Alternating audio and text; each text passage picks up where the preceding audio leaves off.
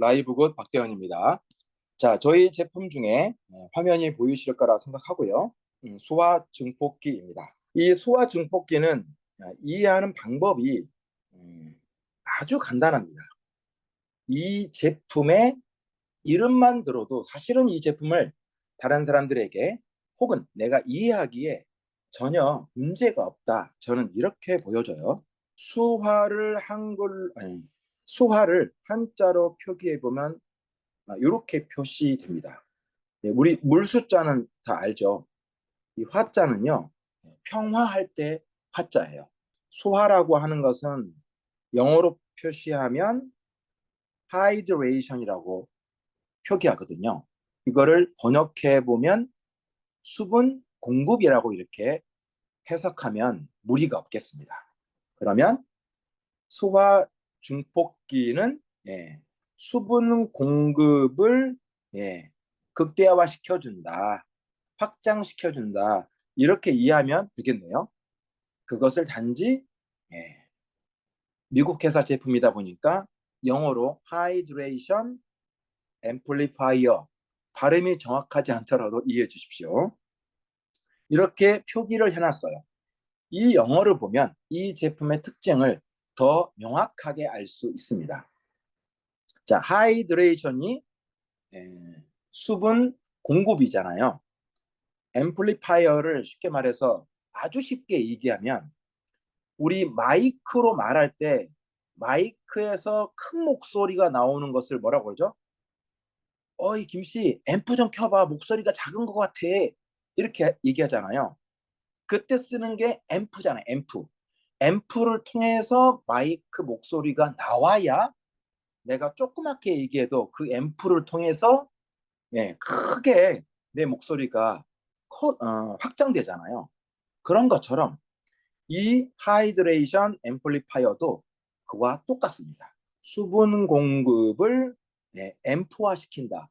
앰프로 증폭시켜준다. 그래서 이 제품은 수분 공급 증폭기 이렇게 말할 수 있는 이유가 여기에 있는 거죠. 제품명에 사실은 모든 의미가 다 담겨 있어요. 이해되셨죠? 이 제품에 대해서 이해를 했습니다. 자, 그리고 이 제품이 가지고 있는 이런 인증 마크들이 총 24개가 있거든요. 제가 이거를 안 보고 다 할 수 있을지는 모르겠지만 이 인증은 메탈과 관련된 거니까 중금속이 없다는 얘기예요. 동물 실험 하지 않았다는 얘기이고요. 케토 프렌들리는 아주 쉽게 얘기하면 저탄고지 지향식품 이렇게 보시면 되고요.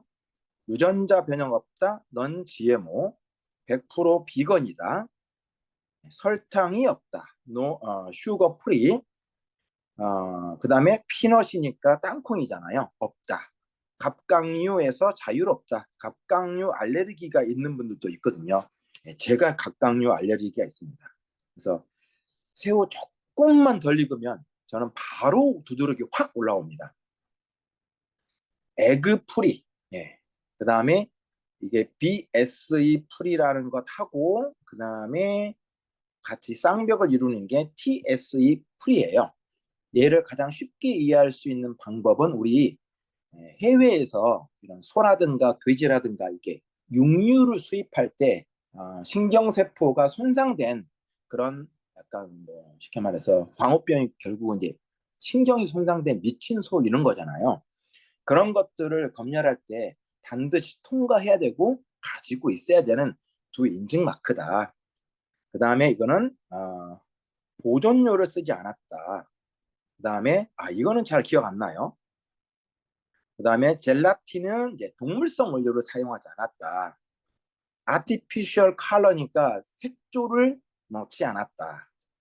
그 다음에 데이어리 프리는 유제품이 들어가지 않았다. 소이 프리는 대두 가공된 콩이 들어가지 않았다. 저희 제품에 완두콩 단백질이 있는 그 완두콩하고는 또 다른 개념이죠. 소이는. 그다음에 FDA에 등록된 제품이지 FD로부터 승인받은 제품은 아니에요. 전혀 다른 개념이죠. 알러겐 프리, 알러지죠. 이스트, 효모가 없다. 왼쪽으로 가서 베지테리언 프렌들리니까 채식자들에게 매우 좋다. 서드 파티 제3자로부터 인증을 받고 있다. 그 다음에 밀과 같은 이러한 것들이 포함되어 있지 않다. 글루텐이 포함되어 있지 않다. 사실은 이 인증 마크 24개만 얘기하더라도 그냥 수화 증폭기가 뭔지 몰라도 우리는 매우 안전하게 이 제품을 먹을 수 있다. 이런 것이 거의 뭐 확정된 거죠. 쉽게 말해서 수화 증폭기를 가장 또 확실하게 이 제품에 대해서 특징을 지어서 말해줄 수 있는 게 있다면 저는 완전한 전해질 균형을 이루는 제품이 바로 수화 증폭기다. 이렇게 표현하시면 맞을 것 같아요. 자, 그러면 우리가 조금 이해를 돕기 위해서 전해질이란 말은 우리가 자주 듣게 되는 말입니다. 맞죠? 건강에 있어서 이 전해질을 얘기하면 쉽게 설명을 잘 못하는 경향이 있는 것 같아요. 제 생각에는 전해질을 아주 쉽게 표현해 보면 한자로 보면 아주 쉽습니다. 전자는 전기할 때 쓰는 전자예요. 해자는 뭔가를 해결하다 할 때 그 해자예요. 질자는 어떤 물질을 가리킬 때 쓰는 질자예요. 그래서 직역해보면 전해질이라 함은 뭐예요? 전기가 해결되는 물질, 또 전기가 풀어헤쳐지는 물질, 이렇게 직역해 볼 수 있거든요. 그래서 전해질을 쉽게 얘기하면 어떤 물질이 뭐를 만났을 때, 물을 만났을 때 전류, 즉 전기가 통할 수 있는 물질을 전해질이라고 합니다. 이해되셨죠? 그러면 전해질에는 어떤 것들이 보통 있어요? 맞아요. 전해질의 대표적인 것들이 나트륨이에요. 염화 나트륨, 그 다음에 염화물, 칼슘, 마그네슘, 우리가 보통 미네랄이라고 부르죠. 미네랄이 물에 녹아 있는 것을 쉽게 얘기하면 이온화되어 있다.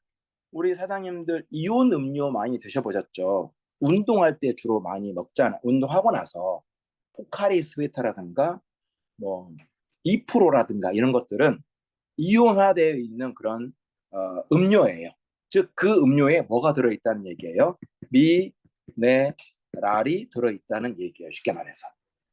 왜 운동한 다음에 이런 미네랄이 포함되어 있는 이온 음료를 잘 마실까요?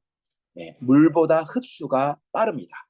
그리고 운동함으로 인해서 많이 빼앗겼던 땀을 흘리다 보니까 어때요? 균형이 맞지 않잖아요. 어떤 균형이 맞지 않는 거죠? 맞습니다. 물과 소금이 많이 배출되다 보니까 이 균형이 맞지 않는 거예요. 쉽게 말해서.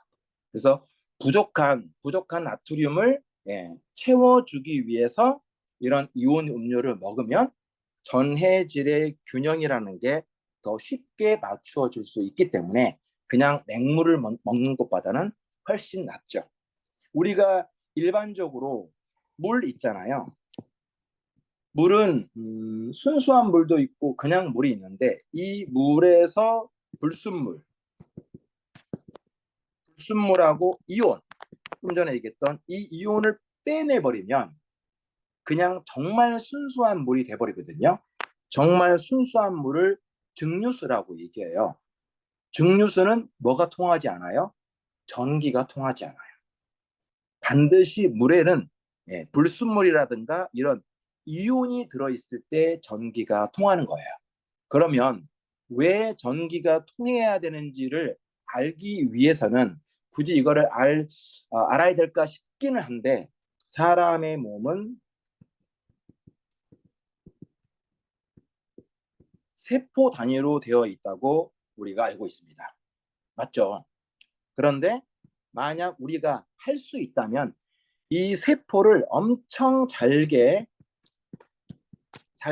쪼갤 수 있어서 정말 더 이상 쪼갤 수 없는 상태가 된다면 결국은 뭐만 남게 되냐면요. 얘, 얘, 얘, 얘. 요 네 가지 중에 하나로 남아요. 얘는 수소이고요. 얘는 탄소이고요. 얘는 산소이고요. 얘는 질소입니다. 이것을 우리는 뭐라고 부르냐면 원자라고 불러요. 더 이상 쪼갤 수 없는 물질의 최소 단위. 맞죠? 그리고 이것들이 2개 이상 붙어 있으면 이 원자라고 하는 것들이 2개 이상 붙어 있으면 그게 분자라고 우리가 부릅니다. 그래서 우리 분자 중에서 가장 쉬운 게 H2O죠. 수소 2개에 산소 하나가 붙어 있는 셈이거든요. 우리는 이것을 H2O라고 H2O 분자라고 부르지 않고 뭐라고 불러요? 물이라고 불러요. 맞죠? 결국은 이 물도 엄청 잘게 잘게 쪼개서 분해를 시키면 결국 뭐로 귀결되죠? 맞아요. 수소 2개하고 산소 1개로 분류가 됩니다. 자, 이거를 왜 말씀을 드리냐면 우리 몸은 세포 단위로 되어 있다고 얘기했는데 이 세포도 엄청 작은 것 같지만 이 작은 것을 결국 잘게 쪼개서 더 이상 쪼개지지 않을 정도로 만들면 결국 이 네 가지로 귀결이 된다고 했는데 이것을 우리는 원자라고 부른다고 했는데 이 원자를 가만히 들여다보면 어떻게 되어 있냐면 이렇게 투 트랙으로 되어 있어요. 안쪽, 바깥쪽. 그리고 맨 안쪽에는 원자 핵이 들어 있어요. 이 원자 핵에는 뭐가 있냐면 중성자라고 하는 거하고 양성자, 플러스 그걸 띠는 양성자가 존재해요. 이게 원자 핵이고요. 이 투 트랙에는 이렇게 마이너스, 마이너스, 마이너스, 마이너스, 마이너스, 마이너스 4개, 5개, 6개만 그릴게요. 이 투 트랙에는 마치 지구의 인공위성을 돌고 있는 것처럼 뺑글뺑글 돌면서 원자를 구성하고 있는데 이거를 우리는 전자라고 불러요. 전자는 말 그대로 정말 전기예요. 그리고 이런 물질들이 이런 원자들 중에서 이 전자는 방금 보시는 거와 마찬가지로 어때요? 짝수를 이루고 있습니다. 짝수를. 원래는 짝수를 이루고 있어요. 그렇지만 이런 것들이 모여서 하나의 세포를 이루는 거거든요. 가장 작은 단위를 이루는 거예요. 그런데 이 마이너스 전극인 이 전자가 서로 주고받으면서 어떨 때는 빼앗기기도 하고 빼앗긴 전자를 가져오기도 하면서 물질의 이동도 일어나고요. 물질의 결합도 일어나고 물질의 반응이라는 것들이 만들어져요. 결국은 세포도 혼자 이렇게 가만히 있는 것이 아니라 세포와 세포의 이동, 결합, 반응 혹은 분리 이런 과정을 거치면서 우리 몸에서 우리가 알 수 없는 무수한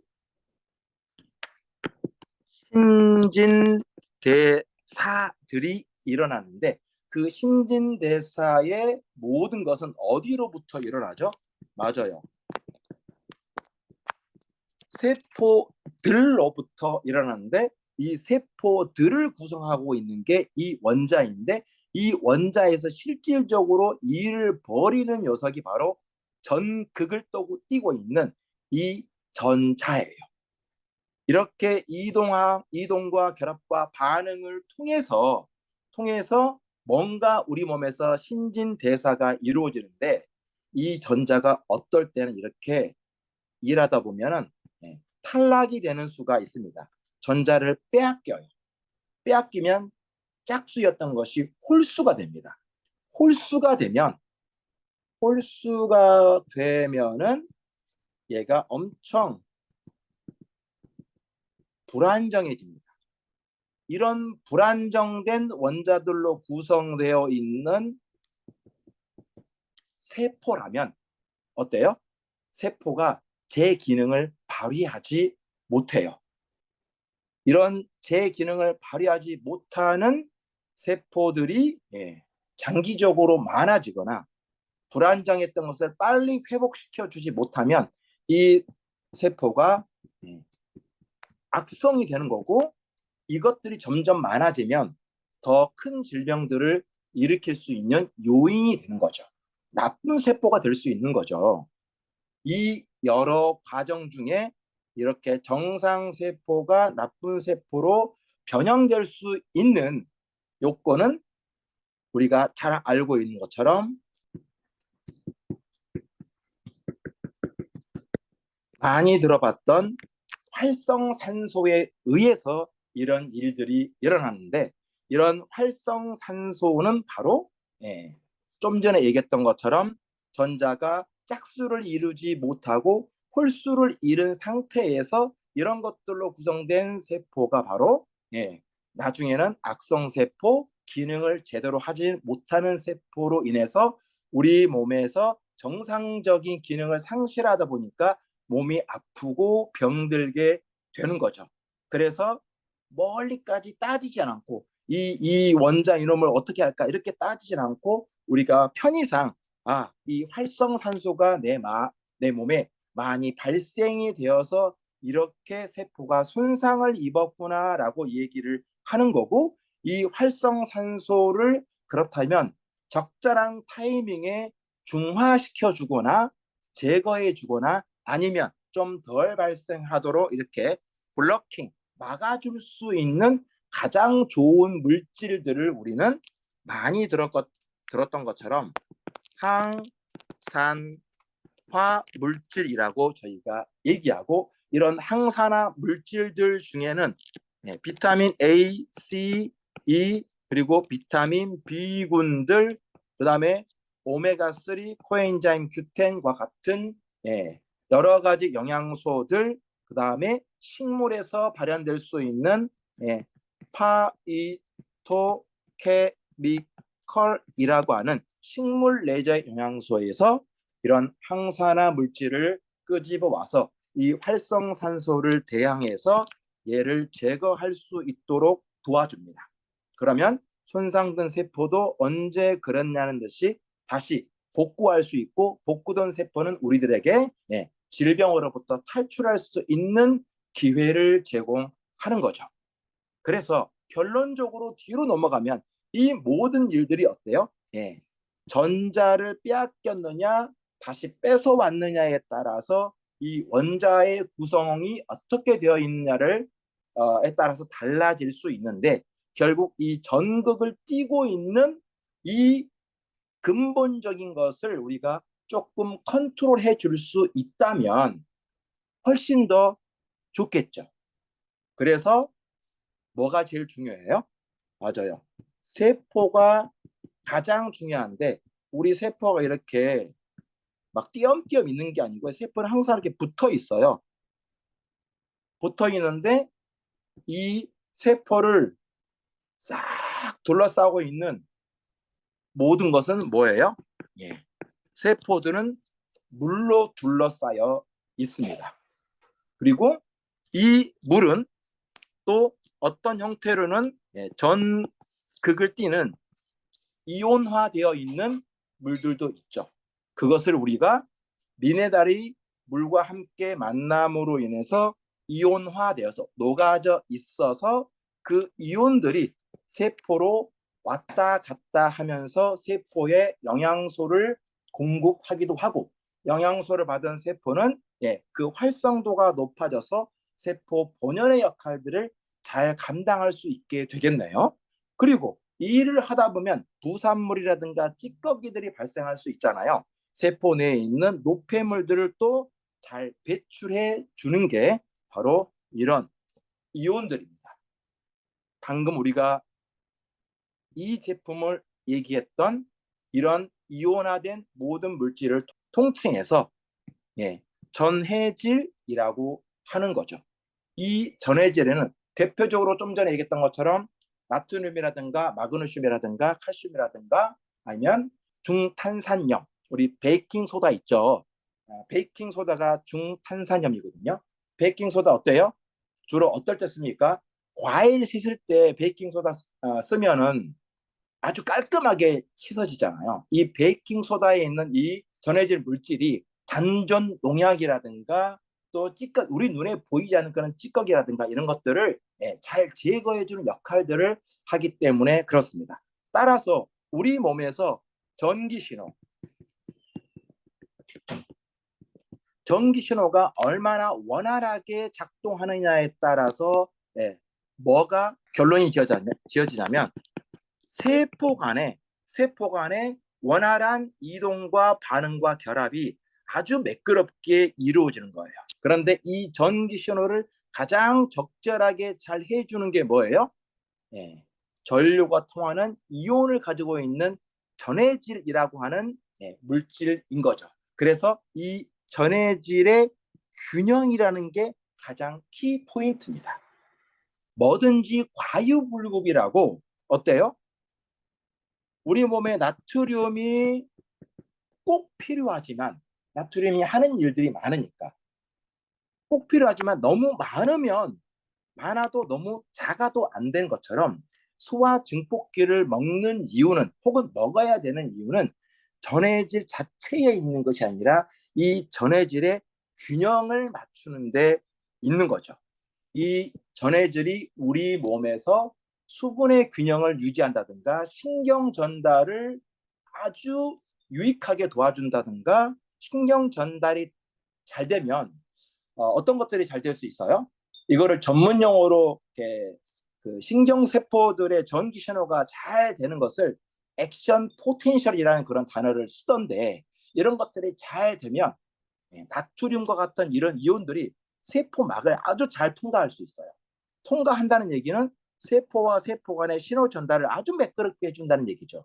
그러면 어때요? 세포가 세포로서의 본연의 역할을 아주 잘 감당할 수 있겠고 이 과정에서 신경계의 전반적인 기능이라든가 그다음에 뭐 근육의 수축이 아주 매끄럽게 이루어진다든가 감각 기관이 아주 잘 작동한다든가 여기에 따라서 인지 기능이라든가 그다음에 이런 인지 반응들이 아주 매끄럽게 이어질 수 있는 그런 요소가 되는 거죠.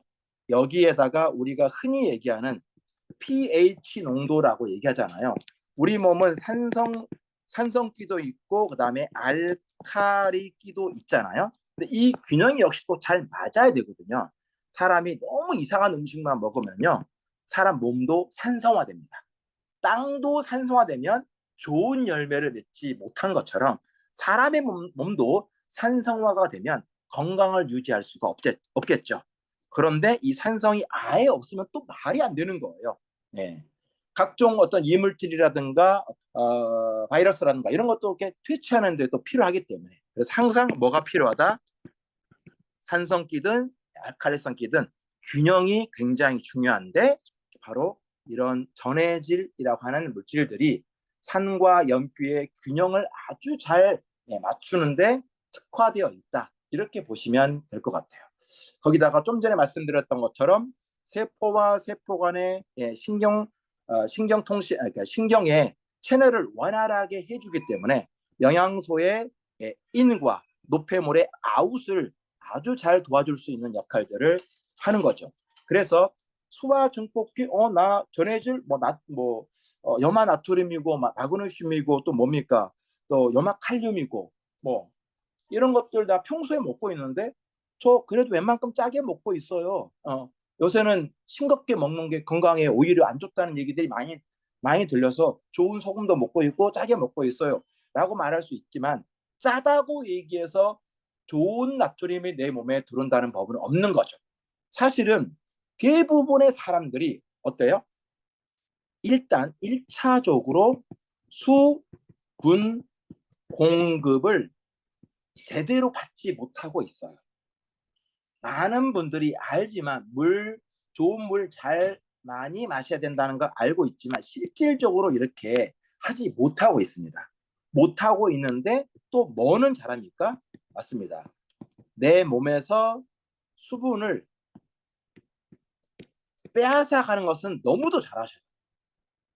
커피나 술이나 뭐 담배나 아니면 폭식이라든가 영양 불균형을 이룰 수 있는 가공식품, 이런 것들에 굉장히 노출이 많이 되어 있잖아요.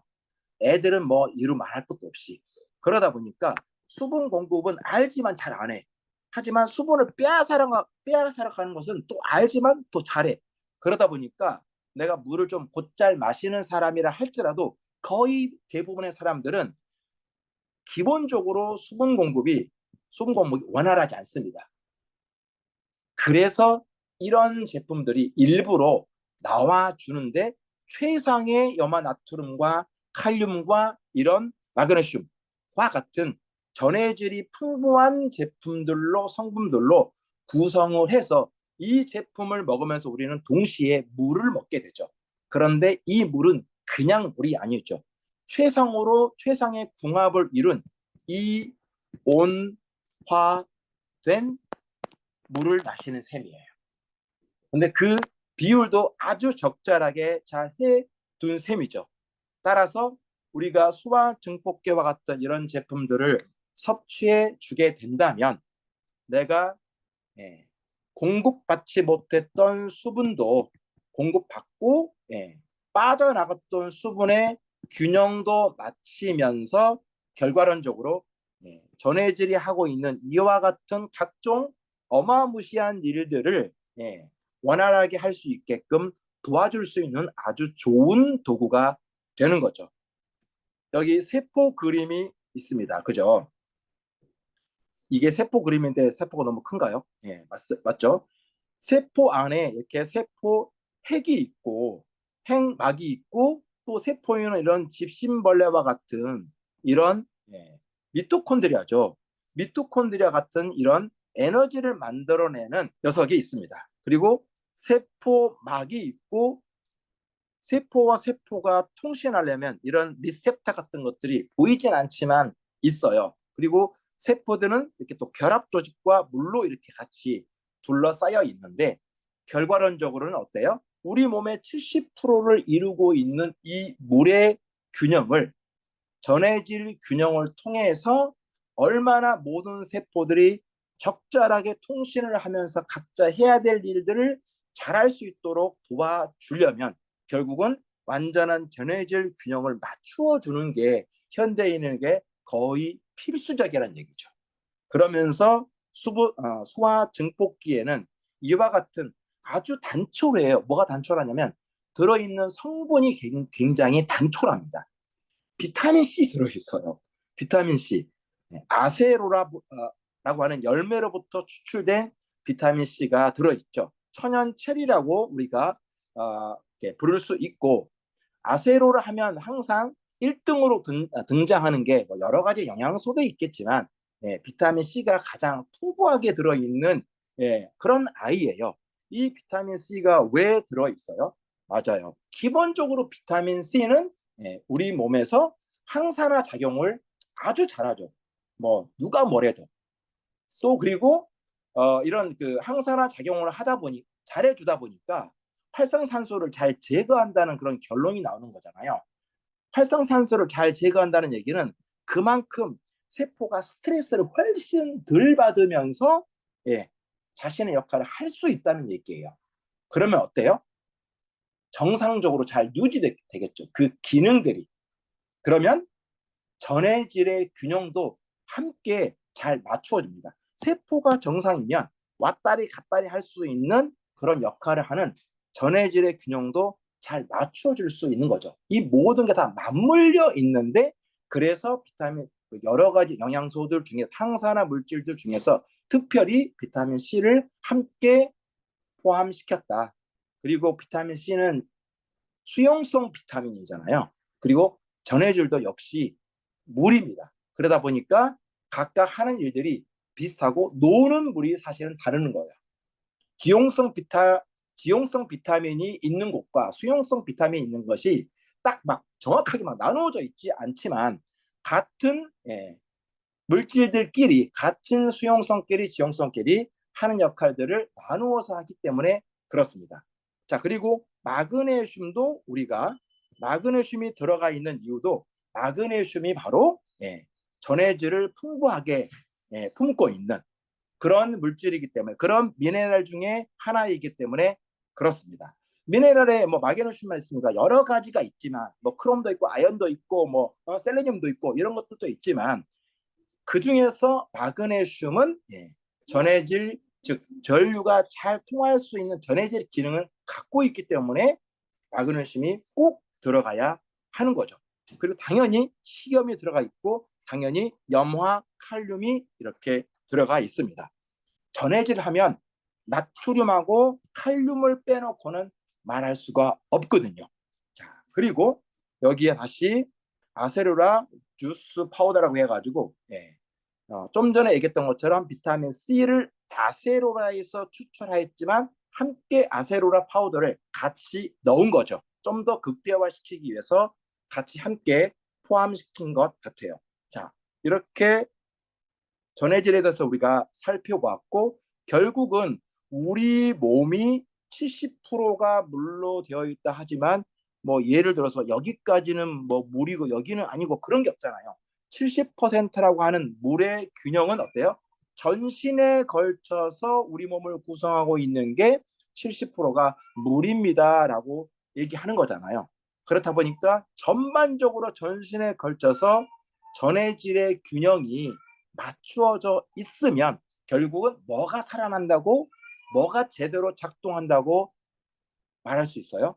세포들의 기능이 매우 원활하게 작동할 수 있는 전해질만 그런 일을 하겠습니까? 그렇지는 않지만 결과론적으로 우리 몸에 거의 70% 이루는 게 물이다 보니까 그 전해질 균형이 맞추어져 있으면 세포의 역할들을 아주 매끄럽게 가져갈 수 있는 거죠. 결국은 뭐예요? 전해질 균형은 세포 활성화다. 그리고 제 역할들을 감당할 수 있게끔 해준다. 그러면 세포가 살아나면 어떻겠어요? 여기에 써 있는 이게 홈페이지에 써 있는 것들을 제가 조금 더 추가한 건데 이런 기능들이 잘 안 될래야 안 될 수가 없겠네요. 당연히 효소 활성화가 잘 되죠. 효소 활성화는 어때요? 생명의 유지를 위한 근간이 효소는 그죠? 우리 소화 효소 말고 대사 효소를 말씀을 드리는 거고요. 세포 건강 일단 기본 그리고 세포 간의 통신을 강화하는 역할을 중에 전해질이 아주 잘한다고 이야기했잖아요. 그 다음에 좀 전에 말씀드린 것처럼 근육의 수축이라든가 이완에 아주 특화되어 있고 그러다 보니까 체력이라든가 근육 성장을 향상시키는 데에도 아주 꼭 뭔가 다른 영양소를 먹어서가 아니라 기본 틀이 잘 갖추어져 있으면 이런 일들이 일어난다는 얘기죠. 그리고 면역 기능이 일단 강화됩니다. 사실은 제가 여기에 몇 가지를 쭉 나열했지만 이 모든 나열된 것이 결국은 뭐가 살아났기 때문에 맞아요. 우리의 셀이 살아났기 때문에 우리의 세포가 살아났기 때문에 이런 기능들이 활성화될 수가 있고 정상적으로 작동할 수가 있는 거죠. 영양소를 세포로 이동시키고 세포 밖으로는 노폐물을 적극적으로 제거하고 심박수라든가 생체 리듬까지 조절하면서 안정적인 혈압 유지를 추구할 수 있습니다. 네, 말씀드렸던 것처럼 산과 염기, pH 수준의 균형을 잘 유지하고요. 활성산소를 중화시킬 수 있는 항산화 작용이 극대화될 수 있겠네요. 꼭 항산화 제품을 먹어서가 아니라 세포가 살아나면 항산화 작용은 훨씬 더 잘 일어날 수 있습니다. 체내 수분량 균형 유지, 당연히 이런 소화 증폭기를 통해서 궁극적으로 수분의 공급을 늘려주고 빠져나가는 것을 적절하게 막아줄 수 있기 때문에 유지를 잘 해줄 수 있겠네요. 수분이 적절하게 우리 몸에 있으면 어떻습니까? 맞습니다. 체온 조절하고 유지를 하는 데에도 굉장히 도움을 받을 수 있죠. 우리 그런 말씀을 우리 많이 들어봤을 거예요. 전해질이 하는 일들 중에서 뭐 이런 얘기 많이 듣잖아요.